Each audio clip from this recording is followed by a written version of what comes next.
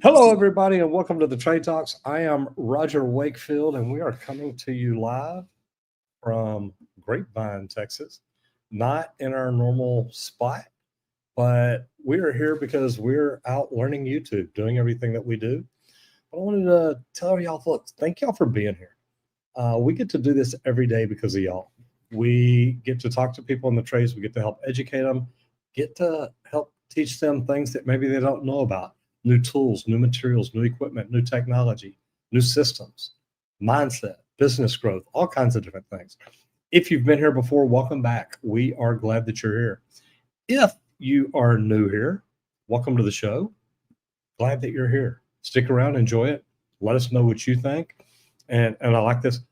Scan Probe, yeah, I see y'all. I see your email. I've been out of town for about the last 6 months or 6 weeks, in and out. So I see it. I will try to get to you, and we'll get y'all to send us a unit over so we can look at it and play with it.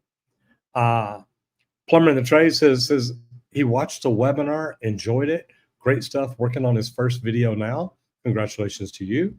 And my brother, Mr. Matt McDonough, what's up, brother? Says Mr. Miyagi of Plumbing and Squirt. What's up, brothers? Happy Friday. Man, we are ready for Friday. We've been waiting for it since Sunday.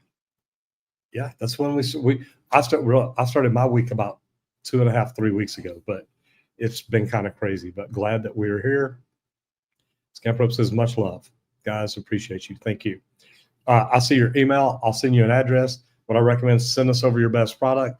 Let us play with it, see what it does, and then we'll jump on the horn and see what we can come up with. But as you can see here, guys, I am not here alone. Squirt, how are you this morning? Man, I'm doing great. Happy Friday. Thank you for showing up and hanging out with us this wonderful day before the weekend, guys. Now, stay focused. I know it's lunchtime, and it's all downhill from here, but there is still a downhill that we got to finish out for the day before you start that weekend. I'm Henry Wakefield, 20-year pipe fitter by trade, everybody. Now, I'm the CEO of Leak Pro, and we would like to thank Leak Pro for sponsoring today's episode of the Trade Talks. We build the most precise leak detection system for plumbers. And guys, you look like a professional on the job. Stick around till the mid roll. We're gonna pull some things up and take a look at it. But I always suggest the complete kit. You can check that out at www.leak-pro.com.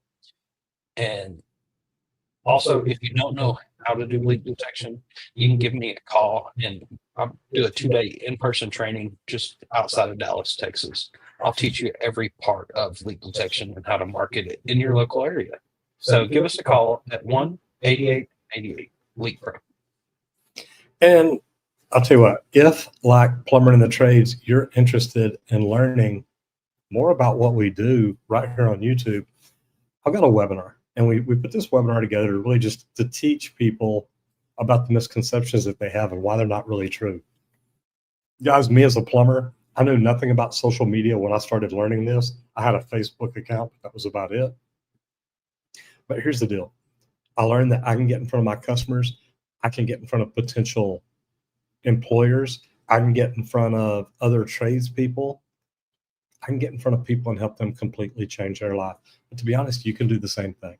And if you'd have told me, I literally started this just over 7 years ago. If you'd have told me when I walked in that I'd be going live every day, if you'd have told me that I'd be making videos that would get over 130 million views wherever we're at, I'd have said, guys, there's no way. That ain't me. I'm a plumber. But life changes. Life throws you curveballs, and you either hit it out of the park or you strike out. But luckily, now I can teach people how to hit it out of the park. So if it's something you're interested in, go to www.justmetroger.com. Now we're going to jump into national news, and because Arizona approves fast-track housing zones to combat construction labor shortages. Now, I don't know if they know this, but even if you fast-track a home, you got to have construction people build it. I don't know, guys. Some of the stuff I come up with and see every now and then, it's like, where do they come up with this? We're going to fast track homes. So we're going to need more tradespeople in here working faster to get it done. Does it make sense to you? Because it doesn't to me. I don't know. It doesn't. But the main thing that they're talking about fast tracking here is the permitting process. Given Oh, I thought they were going to fast track the building. less hoops to jump through to be able to start that building. And doing just that, that's going to save a lot of time. Think of how much time you spent going and pulling permits to do all the jobs that you were doing. And I'm sure you had a great routine that you did. But what if it was faster? That's where this is headed. And Arizona's legislature has approved legislation enabling fast track permitting and relaxed fee structures for residential zoning districts designated to alleviate the housing deficit. And that's the main thing here, guys, is there's a lot of permitting that goes on the front end of being able to even start a new home. And what they're talking about here and why this really matters, this can cut 3 to 6 months off of the permit timeline. That's huge. That's a 3 to 6 month jump start on each individual project that they've got going out there. So if you're working on multiples, this can be a great thing. It's going to speed up the process. You don't have to jump through all the hoops. And that's a great thing. Possibly. But like you said, whenever we cut parts out that are being done right now, wasn't there a reason that we have to do those parts? And we'll just kind of see where that leads. But this is going to create a surge in demand for framing, MEP, foundation, and exterior curves. This is just funny to me because I've had to pull many permits. I've never had permitting on a job take 3 to 6 months. Now, maybe as the general contractor, because you're trying to permit a lot of homes, a lot of lots, I get that. So, Maricopa County, I'll say is good luck. And it's funny, guys, I don't know if you remember this. Maricopa County, if I'm not mistaken, is where the sheriff made the inmates wear the hot pink jumpsuits, if I'm not mistaken. I think that's why I remember the name Maricopa County. But, hey, fast track it, get it done, and good luck to you. Okay, today we're looking at websites for concreteconstruction.net. Now, this is neat because it offers technical articles on mixed design, and we talk about this all the time. A lot of people just think, look, you just add water to concrete, stir it up, and it's great. No. This is a very scientific mixing process. But it talks about mixed design, curing forms, reinforcement, and concrete deficits or concrete defects. Now, bad concrete can lead to problems. Now, they built some big stadiums up in Allen, Texas, and I'm trying to remember the name of the contractor that it was, but it started cracking on them, and literally they had to come in and re-engineer to fix a whole bunch of things just because of the cracking. But mix optimization articles can save up to 15% on materials without compromising strength. And then troubleshooting features address common issues like blowouts, honeycombing, and curing cracks. Squirt, what was it you saw about this that you're like, I really like this? Well, what I didn't realize is that it actually redirected me to the Journal of Light Construction. Okay. And I just never dawned on me whenever I was actually looking through this site that right, it just looked over. Right, no, I get it. So that was the site I was looking at, but it led me to here. But I thought this was really cool because I love showing off places that have simple how-to guides that you can quickly go to and find. Like, you want to talk about electrical? Let's do it. Jump into electrical here, just the how-to, boom, you go to it. Here's your basics. You talking main service? Are you talking grounding, rough wiring, finish wiring, low voltage wiring, lighting? If you're out there trying to find a trade to get into, you can go through here and you can read through some of the basics and try to figure out which trade is right for me. It also does some concrete stuff in here throughout. Plumbing here, drains, vents, water supply, domestic hot water, water efficiency. Everything is headed to more efficient things. So guess what? They're trying to stay on the front end here. And this is actually the Journal of Light Construction. It's just a good spot to go through here and check some things out. And I love the layout. Everything's simple to follow. It's straightforward. It's pretty beautiful. And that's something that we're always talking about here is kind of the website designs and how is the site itself? How easy is it to use? And if you want to go through here, find anything out, it's all here and it's laid out in an easy to follow space. And that's one of my favorites there. And it's a sharp, clear website. I like that. I mean, it's clean. It looks good. It's easy to go through. Very nice. Not bad at all. I like the different articles too. Yeah, it's sharp. Okay, we're going to roll over into business growth. And this is a good one. Are you building a business or are you just staying busy? And when you're an entrepreneur and you're talking to other entrepreneurs, when an entrepreneur tells me they're busy, I ask them, are you productive or are you busy? Because a lot of times we can get busy being extremely non-productive. And guys, that is not a good way to run a business. If you're busy, doing it all the time, but you're not getting things done, you should literally have a thing set up where you've got 3 things you knock out first thing in the morning. What makes me money? What makes me get closer to my goal? And what helps my business grow? And if you'll ask yourself those 3 questions every single morning, it can be really good for you. But the question is your business growing or are you just the hardest worker? Because if you're just the one showing up every day working the hardest, you got some problems. Now, I'll tell you this, I've been up most of the night. But literally, I have been studying AI, GPTs, automation, and automation agents because I'm trying to figure out how do I get the computer to work for me more than it is. And there's a lot of things that you can ask yourself along the way. Number 1, do you have a documented system? And this is something that I learned from an entrepreneur one day that we were in a mastermind together. And he literally said, hey, he said, do you, or anytime you do a process or do something more than once, you need to create a process for it. And I want y'all to think about it because if you do something, I was training for a manager position at CC's Little Caesars. Pizza. I was training for a manager position there, and they put me over on the pies one day and said, okay, you're making pizza. Now, I'd only been there a couple of days, and I'm thinking, wait, I've been here 2 days. I folded boxes the first day. Now they're putting me all the way over on pizza. It's like, this is crazy. And I'm like, guys, I know nothing about making pizza. They're like, look up. So what do you mean look up? I said, Roger, look up in front of you. And literally you look up and they've got these laminated sheets up there with all the pizzas on it. Tells you exactly how many of everything to do. Have a documented system. Now, here's another thing.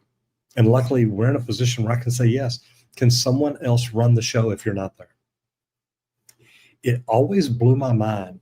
And I think because I worked with Michael Gerber, but it always blew my mind when I'm at events with people and they're like, hey, I got to step out and take this call. Hey, I got to go schedule something. Hey, I've got to order something. Hey, I've got to do something.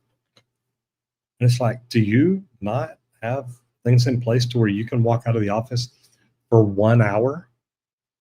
And they're like, no, I don't. Now, had that been nowadays, I'd say you need to go to rogersmarketingmachine.com, set it up where when the phone rings, it'll text them back. That way you don't lose the customer. But can someone else run the show if you're not there? And if not, can you set up automations and processes where you don't need anybody to?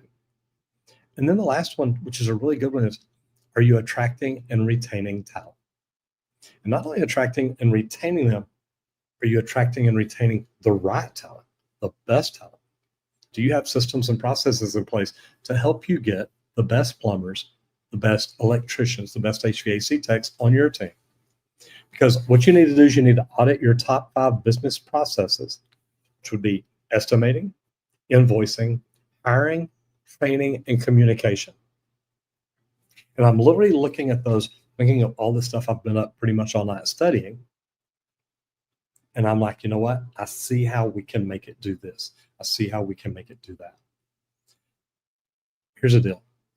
One plumbing company doubled revenue once they formalized onboarding and delivered a service delivery checklist. And I used to want to do that when I had my company. I used to literally want to create a book based on my price book, where if it was changing out a toilet, installing a new toilet, whatever you want to call it, you had a page to open up to it. It says step number 1. Lay out plastic from the bathroom to the exit to get the old toilet out. Go through the steps and processes.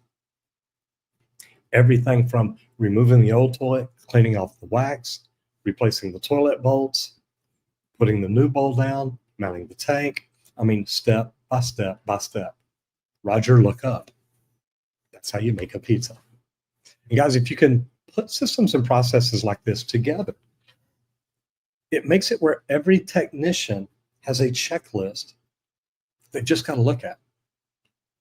And it makes it really easy to do. And if you'll do that, it's great, because what if I told you that you could double your revenue just by formalizing a few things, just by creating systems and processes to do it? If you can do stuff like that, as it makes your life so much easier. Now, I always talk about Michael Gerber, the technician, the manager, or the entrepreneur. Now you're being an entrepreneur, putting things in place for the manager to manage the people. And if you'll do it, it's great. Squirt, you got anything on this one here? You want to roll right over into service work? Yeah, it's a key thing to step back, step outside of your day to day, because it is so easy to get caught up in the work, in the business. I do that a lot, but Big Pro's kind of a one-man business right now. So I have to work in it and on it. But I'm trying to actually schedule some time to put myself in that mindset. It's like, hold on, this hour, let me try to think of some things that I can do to help the business grow. And that's the key thing to think about, because we don't just want to be on the same hamster wheel for the rest of our lives. We want some of those wheels to move on their own. And there's tools in the world now that are coming out that are going to make a lot of these wheels run on their own. And you're just going to have to check on them occasionally to make sure they're maintaining their momentum. So I think that's huge. And this has been cool, because we've got to really learn some new stuff here to help us do this even better. And before I get into service work, I want to shout out Rhett Markham, Big Raj. What's up? Good to see you, Rhett. Everything is going very well. My brother, Mr. Kevin Hawthorne, how are you, sir? Good morning again from Lakeland, Florida. Good to have you in here day after day, brother. Hope everything is going well. And I hope it's prettier in Lakeland, Florida than it's been here lately. Now, I think we're supposed to have a pretty day today, but man, we've had some serious rain and thunderstorms here lately.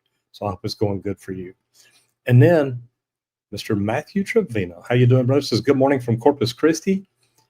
I used to, okay, so Black Diamond Oyster Bar used to be my favorite restaurant in the world. Just going to give a special shout out. Matt, I hope everything is going good down in South Texas, brother. All right, service work. Hidden water damage, tips for documenting before you touch anything. And I love this because, again, this goes into, and Randy and I talk about it all the time in your estimate, your proposal, whatever, the exclusions. Hey, look, we know there's a leak here somewhere, but until we get inside and open up that wall, we can't tell you anything. And once you get inside and you find that hidden water damage, it may be time to turn them over to a water mitigation company. It may be time to do something like that. But documenting preserves evidence for insurance and client clarity. One big thing I always tried to document after explaining the insurance language to my customers was always, has there ever been a leak here that caused damage to your house? Now, normally by the time they're calling me for leak or something, yeah, something has damaged something. But I was always real clear about it, because I'd want to ask them, when was this? Oh, you just saw it starting to get wet 2 days ago and now there's damage? You know what? This is probably a quick acting leak. It just happened. And I would document all that with them. But you can use high resolution photo and with timestamps of ceiling, floor, and wall conditions before you make any repairs. Guys, document it. Don't just go in there and tear everything out and then tell the insurance company, oh, yeah, man, you're right, man. I should have taken pictures. Oh, my gosh, it was horrible. Document everything you do. This may be the difference in the customer getting paid back by the insurance company or not. And if you go in and screw everything up, they're not going to be very happy with you. But you also want to run moisture meters or the infrared scans. That way you document spike zones. If there's a place that's super hot because it's hot water, super cold, anything like that, because the cold water is running on it, you want to document things like that. And you want to take any pictures, anything that you can do to document and make a clear proof or clear evidence piece as to what happened there. It's great because then you can use digital forms to share evidence in real time with the office and with the client. Now, I never shared anything directly with insurance companies unless the client told me to. If they're like, Roger, I know you've got this picture, you showed it to me. Will you go ahead and send that over to my agent? And then I would discuss it with them before I did, just to make sure they understood why. Because I'd always tell them, look, I don't mean this bad, but you want to show the insurance agent what you have to, but the insurance agent is not there trying to help you. The insurance agent is there trying to get any evidence he can or she can to show, look, we don't have to pay for this. So be very strategic in everything you do when it comes to this. And remember this too, a moisture log with timestamps and photos can help negotiate proper scope, prevent callbacks, but it can also help protect your customer from the insurance company. And I know that's kind of a crazy way to look at it, but man, it is what it is. Well, that's it. We live in the day now that all the youngsters are always telling me, well, prove it. Show me the picture. Show me the video. It didn't happen if you can't prove it. That's what insurance companies are doing, guys. The same thing. It's show me the proof. Show me that backup. So that is why it is so important to take these pictures, do your documentation, save it digitally so you can easily access it later. Because, like, you had something that came up from 5 or 6 years ago recently, and they had to go through and they pulled all the documentation, all the pictures of the job, and it was easy to look at it and go, man, yeah, I know exactly what we did there. Oh, I remember this now. Because those visuals just help you remember back to that time. So it's a quick memory restart for sure, also. So documentation is very important. And the good thing is to be honest, I didn't work on that job. So I'm not going to be able to say, oh, yeah, I remember what we did. Now, I may be able to look at it and read the notes, say, okay, because I do, because it was a customer that was very vocal about problems and whatnot. And we documented everything. And actually, it's funny, I was supposed to be subpoenaed 2 weeks ago to go to court on that. I'm like, oh, I'm in the Bahamas. Y'all have fun. Come and get me. But the problem is I would have had to miss Monday, and I didn't get back in town till late Sunday. So it didn't work out very well for them. But I'm sure I'll get subpoenaed again. I'm going to have to go to court. All right, let's roll over to MET, MET, Materials, Equipment, Tools. And this is good because Tool Bag showed it. What's really worth keeping on your hip all day long? And I got to tell you, a 25-foot tape measure is something that you got to have it. And I don't mean the little 1/4-inch wide one that, you came in your girlfriend's toolkit at home. Don't show up on the job with that. Somebody will hurt you. Okay. And Randy's over here laughing. So I'm serious. But a 25-foot tape measure, a 14-in-1 multi-bit screwdriver. Now I've seen 4-in-1s, I've seen 11-in-1s, I've seen 14-in-1s, I think I've seen 17-in-1s. Get a screwdriver that has multiple tips or bits so you can change them out. Compact impact driver. Now me, I like the cordless drill. I want a little more juice, a little more speed to it. But these impacts are great, and there's a difference in that and a drill motor. You need to know that. An adjustable wrench. All right. It's a good one. We talked about that yesterday. retractable knife. I just carry my multi-tool. It's actually got maybe all of these tools in it except for the last one or two. Inspection light, it doesn't have. Mini socket set. If it's a mini set, I may have it as part of the attachments that'll go to my screwdriver. Just throwing that out there. The only other one that I would think of would be the adjustable pliers. Because as a plumber, if you don't have a pair of, I'm going to call them a channel lock, and I know that's not what they are. It's a great brand though. If you've got these tools here, you can get most jobs done. You really can. Now, why is this important? And because it cuts down your tool retrieval trips. One thing I used to have is a little bitty tool bag, and I called it my go bag. So when I pulled up to the house, I could grab this bag, walk into a house. I could fix 75 to 85% of the problems in the house with that bag. I really could. Man, whenever I remember doing service calls with you and stuff, I had this little pouch that went on my belt, and it would hold my multi-tool, a 6-inch pair of adjustable pliers, channel lock brand, actually back then. And I also had a 6-inch crescent wrench brand in there also. And it had a flashlight. But the one other thing that I would stick in that thing was that 6-in-1 screwdriver, because they didn't have 14-in-1s or 11-in-1s back in that time. So, and I didn't carry a tape measure doing service work for that initial walk into the door. Most service, you're not measuring when you first go in, but any job site I ever walked onto, commercial wise, guarantee you I've got a tape measure on my hip because that's going to be one of the first things that you're doing is measuring. So it's going to be a little bit of variance here between different trades or which part of the trade you're working in on that new build or the service work end. So I think this is something just to kind of throw out like, but that go bag, the handy tools that you are always using and needing for your day to day, that's the main ones you want to have on your hip. And try to keep it small and light if possible. Like that's why in service, I didn't worry about the tape measure all the time because a lot of the jobs you didn't necessarily need it. Oh, I'm there to fix a stopped up toilet. Okay, well, I'm probably not measuring anything on that scenario or situation, but that's something to keep in mind here for sure. I love that. Want to give a shout out here. Matthew Trevino says, worked at a house where I did not take a picture and was blamed for something I didn't do. I take a video every job now upon arrival before I start work. It helps homeowners and renters. Yeah, it also helps them talk to the insurance company or helps you talk to them if you need to. And Miss Amber Mendoza in the house says, Roger was always the GOAT when talking to insurance companies. He taught me a lot and helped a lot of customers.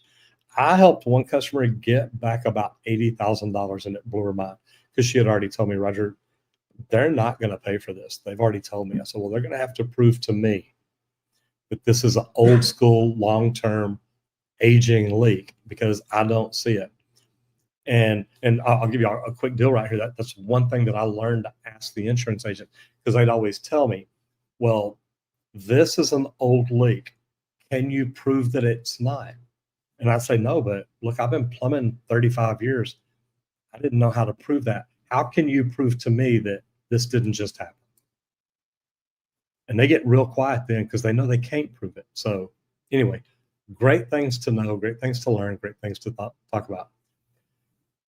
Anybody out there interested in doing what we do, look, I learned to do YouTube 7 years ago, and it has completely changed our business. It completely changed everything we do. Now I travel around the country. I speak at social media events. I speak at trades conferences. I get to do some really cool stuff. But I couldn't have done it without learning to do YouTube. And I have a lot of people ask me all the time about, hey, I'd love to learn YouTube, but I can't because, that mindset is going to kill you. So what we did, we put together a webinar explaining to them, look, you can do it. Here's what you're saying to me. And here's the debunking of that myth. Because really that's all it is. It's the trash that you're hearing inside your head. So if you want to learn how to do YouTube, and once you start to do YouTube, then you can branch off into every other social platform, which is what we're doing. But once you learn how to do that, it's easy. If you want to learn it, learn a little bit more about it, go to www.justmattroger.com. And then jump back in here and let me know what you think about it. Because let me see, it was Plumber in the Trades did that. And he's like, look, now I'm working on my first video. Guys, you learn stuff that can help you do video, put it out on, and even if it's not YouTube, but you learn everything I teach you in YouTube, and you're like, I don't want to be on YouTube, but I want to put Facebook videos out once a week explaining to our community what we do. Great opportunity. Go to www.justmattroger.com. And also, guys, we would like to thank League Pro for sponsoring today's episode of the Trade Talks. They let us come in here, hang out, and talk trades for an hour each and every day. But we build the most precise leak detection system for professional plumbers. And I always suggest checking out the complete kit. It comes with both pieces of equipment that we build. And I build a probe. It's a T-handle style, solid block of aluminum up top with a solid stainless steel rod. It's real durable for probing in and out of the ground. That's the one we prefer for that meter to the home service, irrigation lines, anything like that. Anything outdoors is the one you want. But I always suggest the complete kit because it also comes with that sidekick. The sidekick's one of my favorites just because of how much it enhances the sound, because it's got an aluminum rod on it, which is a less dense metal. And what that does for you is it kind of eliminates the layer of concrete. So anytime you go inside, you've got a slab leak, or even if you're trying to listen through a driveway, sidewalk, back patio, anything like that, the sidekick's great because it eliminates that concrete so you can actually hear the leak that's underneath. So you can check out the equipment at www.leak-pro.com.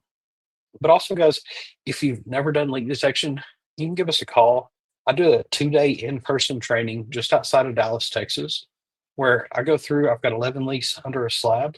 We go through, we train you how to locate the lines first. It's all copper. And then we go through and learn to pinpoint locate leaks under that slab.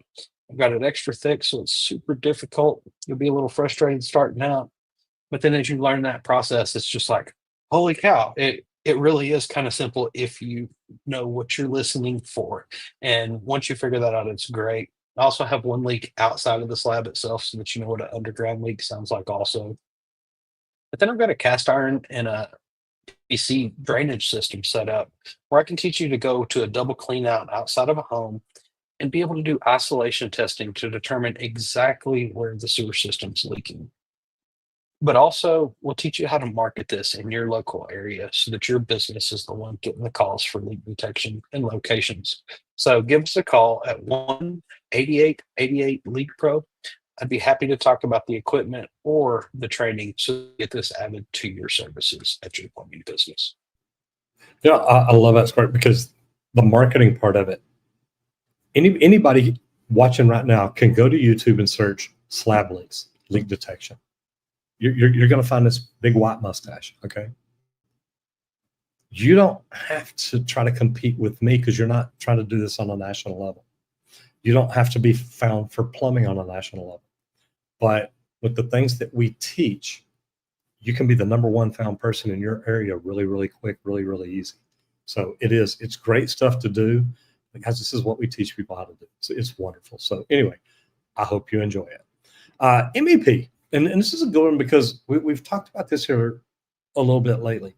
Shared chases, when fire code and convenience clash, because shared chases, like for pipes, for ducts, for electrical lines, for all kinds of stuff, must also meet fire stop requirements. And you can't shortchange one or you'll kill the other. So you've got to be very cognizant of everything going on in there, everything happening in there, and stepping back and look at it and thinking, okay, look, what can we do to make sure if there's a fire, either if there's a fire in the chase, it doesn't penetrate out, or if there's a fire outside the chase, it doesn't get inside and burn all the stuff in here. But every chase penetration must be sealed with UL rated fire stop. Okay. FS1 used to be one of the biggest, most popular ones that we used. Mixed use cases or mixed use chases where you've got natural gas, maybe electrical, plumbing, stuff like that often trip the AHJUs. And guys, you could get in trouble, or the AHJs. The authority having jurisdiction is going to come in and say, look, here's what's wrong. You can't do this. And I've seen them come in and say, tear this all out and do it again. Working from inside a chase, doing stuff like this from floor to roof, that could be an expensive problem. So I loved it whenever we always subbed out the fire stop. But you want to keep your chase plans coordinated early. I mean, from the very get-go, know what's going in, what's coming out on what floors. And then one single penetration per trade is not always acceptable. Sometimes you need multiples. A lot of people just try to shove everything out one hole. It don't always work like that, guys. But if you'll use pull chase mock-ups and simple foam or fire collar demos at service phase trainings, you can teach people what to do and how to do it. And you want to teach the technician in the field, hey, when you run out, make sure, like, if you're running out, if they've got a leave out for you, you don't want to set everything on the bottom. They can't always get the fire caulk around it. So you want to teach them, look, hang it up in the middle. That way they can pack it around it or build the boxes around it, whichever way they're doing it. It's a lot of different ways to do it. But a hospital retrofit had to reopen 200 chase walls due to the missing fire ratings. Costed an extra $150,000 in service work. And to open up that many chases, I would have figured it had been even more. You know what I mean? Definitely so. Like, and one of the other things on chases, guys, know everything that's going to be in your chase. I was a piping guy, so I typically have some big lines that went in chases. Even the duck guys would typically let me go ahead and get in first, but I had to make sure that all of the supports and stuff that I did were not going to mess with anything they were trying to do, because I was the pipe guy. I wasn't the big guy in the hole. Okay.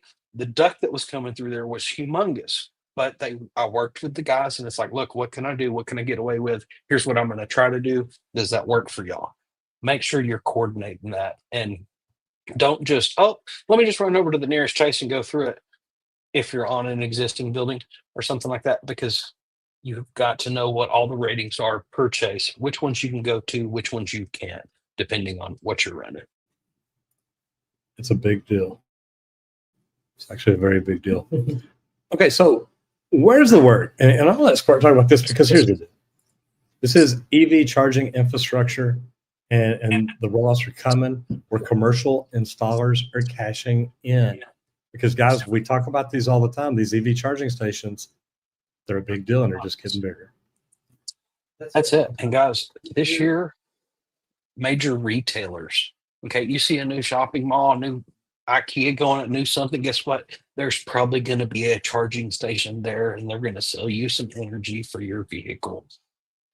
That creates more work for all of you electricians out there, but also plumbers and stuff, because where all these charging things go on, they're going to want drains. They're going to want all these other things, conveniences for people. There's going to be some bathrooms there, I'm sure, because I don't know how long you got to sit there and charge your car. But what I've always been told by electrical people is, look, it's just like when you're filling up the gas tank. Okay, you leave the gas pump running sometimes, right? And then you go in, grab you a soda or snacks, go to the bathroom. That's what a lot of these places are going to turn into. But some other good places, apartment complexes, this is going to be part of this now. Everything's moving to more efficient, more things like that. Everything's moving to EV. Also, there's going to be more stations all over the place. So, also, there's workplaces that are racing to install multiple chargers, multiple charger level 2 and DC units. I think this is probably like some of the quick charge things like that they're trying to bring in, because there's new stuff that's been coming out even for where they already have some things installed. But why the MEP trades? Guys, electrical work includes panel upgrades, ground fault protection, and network installs that are going to feed to this and be able to talk, because everything's going to have a reader. It's going to have all these things. So you're going to have a lot of wires and stuff running all over these places. Also, like I was saying, plumbing may be involved in EV, even the EV water cooled chargers. Okay, so I guess because they charge so fast for these superchargers, they're using some water to cool them. Love that. I've seen that on a lot of things being in the pipe fitting world. So, even you guys could get busy with some of this work also. But a pro tip here is to get OSHA and NEC certified on EV work. Include unique site prep, trenching, and conduit requirements in all of your quotes. That way, everything's covered, everything you have included, excluded, things like that. And just try to get out there and get it going, guys, because there is a lot of EV that's coming out and it's rolling out all over our country. Uh, but if you can become one of the great installers in your area and hit these large projects, these apartments, things like that, that should keep you busy for a while. Uh, we'll go ahead and roll over here to instructor training. Using group sketching to teach plumbing and layout. And this is one of my favorite things. This is kind of how I learned. Now I went through, I was 20-year union member for Local 100, but I learned a lot of my drawing and sketches of how to do things in a class setting. We had a instructor in the front and we had a matrix, a bunch of pops that I ended up putting together every night over time because I already kind of knew a little bit of drawing coming up in the field. And that was some of the first questions I was ever asking was like, first time I saw isometric, it's like, wait, how is that piping? It's completely different than anything I've ever seen. But our group setting, you've got one instructor teaching many, which is great because then most of the drawings all look the same, or at least super similar enough that everybody understands everybody else's drawing also. And a good method here, you can do a whiteboard or paper pull up with apprentices sketching floor plans and MEP layouts. Uh, you can use, there's so many different things and tools, technology out there now that you can use uh, to keep this thing going. But it's great to show them what's really in the world. Like, and that's one of the things that helped me click on an isometric is a guy was like, okay, well, hold on here. Let me draw you an isometric of the pipe that you're looking at right there. And then once I saw that, it was like, oh, I get it now. Okay, that's how the directions work.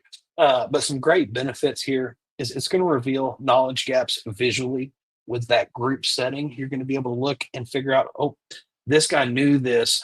I didn't say it to everybody else. So everybody else missed that part. Let me go ahead and speak on that so that everybody understands that. It also builds spatial awareness early so that you're aware of everything that's going on, where you can actually put things and where you can't. But it also promotes discussion. While one layout is better than another. And we look at that a lot in design sides, is look, we all know every plumber's going to put it in a little bit different. Now, a few may do it identically the same, and that's possible because they were probably taught the same way in the way to approach it.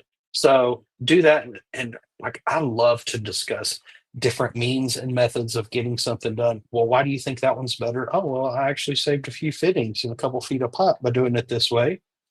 Is that going to make or break the job? No, but is it going to help the profit from that job? Of course. Every little bit you can save adds up in the long run. So a good tip here is to encourage some simple what if sketch scenarios, such as like relocating doors, raised floors, HVAC gets rerouted. What are we going to do? How are we going to show this on the plans? How are we going to do that red line so everybody else knows how it was actually installed? And I think that that's huge. Good example here is one carpentry shop reduced layout errors by 40% by adding weekly group sketched layout sessions. Guys, that's huge. 40% of errors are gone. That's a big deal when you're teaching to many and everybody gets that same teaching so that you can have these discussions and things and fix the issues right then as everybody's learning it. I love that. We're going to talk about steaminess. We're going to talk about commercial here in just a second. But Matt Trevino says remodeling of old buildings is big here right now. My only commercial experience was at a building that was repurposed to a new Dollar Tree. We removed the draining and the water lines. And look, retrofits, They're a big deal. Let's take this building, turn it into this. Me and Randy have stayed in some really cool buildings that used to be like industrial warehouses or something. And it's just, or even just a big empty building. So it's really cool to get to see a lot of this stuff. But for specialty, and specialty is a really big deal. Steam units in gyms and spas.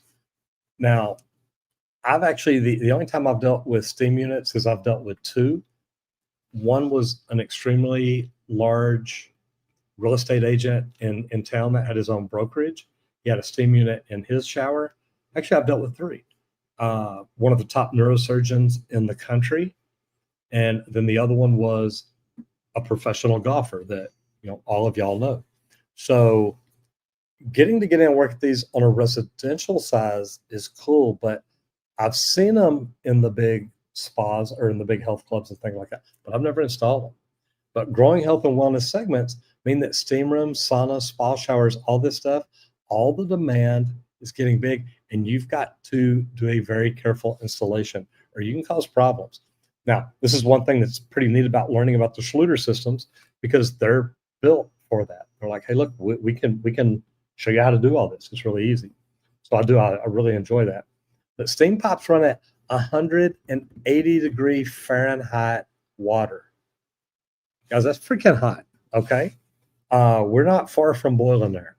But the insulation, the pressure safety, condensation, and drains, these are all critical, especially when you're talking about 150 degree water. Now, all of this must comply with the IPC and the ASSE standards. Backflow prevention is big, and PRV valves are required. Moisture-proof electrical and ventilation integration.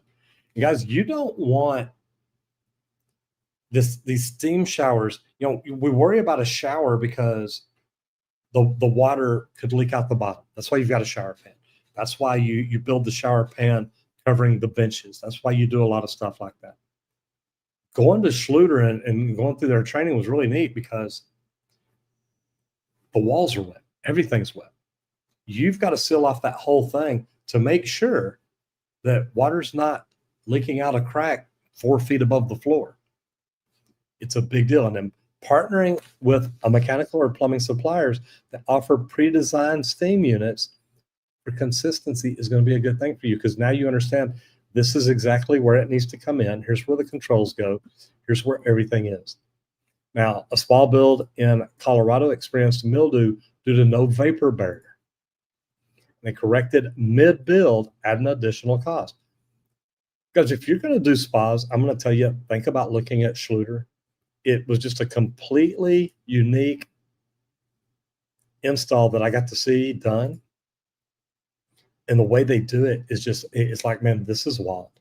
But it's a good system. They've got great training all around the country. And this video is not sponsored by them. But I definitely recommend checking it out if you're thinking of any type spa, sauna, anything at all like that. Now, we're going to do a cool social media spotlight today. Plumbing Skater, SK8 ER or TER, SKAR. There we go. Plumbing, SKAR. And I got to tell you, neat guy. I've hung out with him at different trade shows around the country. Tell me what you like about this, Squirt, because my thing is, look, it's plumbing themed skateboarding content with analogies like you got to skate the valve right. Great for engaging the younger technicians because a lot of these younger kids skate. I get that. I skated when I was young. Now I'm too old. Okay. Not really. I just choose not to because I like my bones shaped the way they are right now. But here's the deal. 60-second install of the shower valve compared to skate tricks, highlighting precision and style. It's a perfect blend of trade humor and skill building. And it drives apprentice engagement and builds brand personality. Tell me what you like about this one. And one of my favorites here, guys, is like I tell everybody, it's a plumber doing normal day-to-day stuff. He's filming different things as he's doing on the job and sharing that. And he's got a great sense of humor. I think I even found your face at the bottom of a drain the other day or something. Yeah. And it's been a while since I brought up Plumbing Skater, and guys, this is look, you're muted, just so you know. Nick is a great guy, so it's good that you brought him up. I like that. That's it. And I've met him. I've got a sticker just like that sitting on my desk, as a matter of fact. Um, but I just like to see people doing real things, showing off our trades. And I was a 20-year pipe fitter, guys. I wish that there would have been cameras that we could have easily set up during the time. I used to take some pictures on my phones, but guess what? The resolution is so bad on those old phones now, and they're probably shoved in a drawer somewhere in a box. No telling, but I love how accessible every trade is now and how it's so easy to show off the things that you do. Um, so, he used to do some long forms, kind of gotten away from that. Seems nowadays leans into shorts a lot. And I like to expose some of those too, because that's how we love to take in information nowadays, is little bite-sized bites. Like you were saying, a 60-second shower install. Check out that valve. Look at how it goes. Things like that. And that's something that we were learning here at a training. It's like, look, how you need to start kind of learning about this new thing. So let's say plumbing. This is a new trade that you're wanting to inspect. Study some shorts. If you dig into that long form, you're going to be there a while trying to actually learn every part piece of it. Shorts are bite sized, so you can take in a lot of information really quick. And that's how humans like to learn. But then they need that pause to the next thing. They don't need to be overwhelmed or dive too deep into something. So I think it's just really cool. He shows off a lot of cool tools, being able to use them in different ways. So really do. We put out a lot of social medias, guys, and this is an up and comer, and this is what it's about: getting out there and getting your grind in. So definitely love it. Did you look at most popular?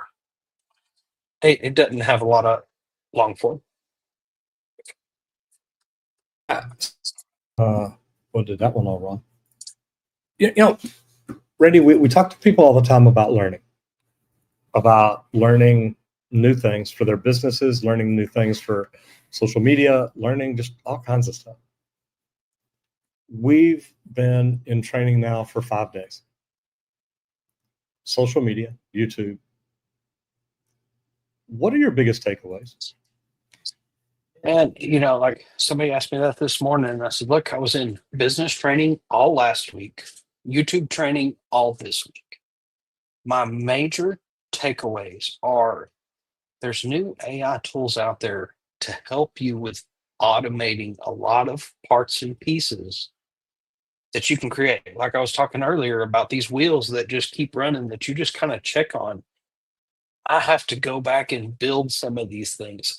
And there's so many tools out there now that are coming so fast that can help you speed up a lot of parts of your business and automate things.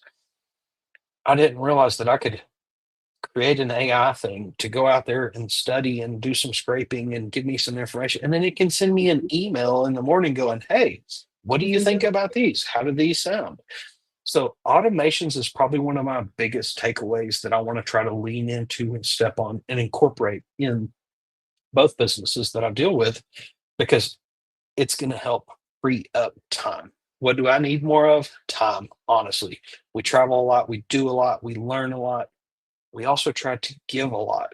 So I want to try to gain some more time the best ways I can. And I think automations is one of my biggest takeaways from all of this. And also step in and just keep going. Don't stop. Don't get burnt out, and try to think of that too, because you don't want to wear yourself out doing anything. Okay, and just so you know, it's not an AI thing you're building, it's an AI agent you're building. And the cool thing is you can set these agents where they're fixed, where every time this comes in, you're going to do this and it's going to do this. But the cool thing is you can also train an AI automated agent to make it think, to where you can literally give it all your information. I could tell it to go watch every one of my videos, go through every one of my training courses.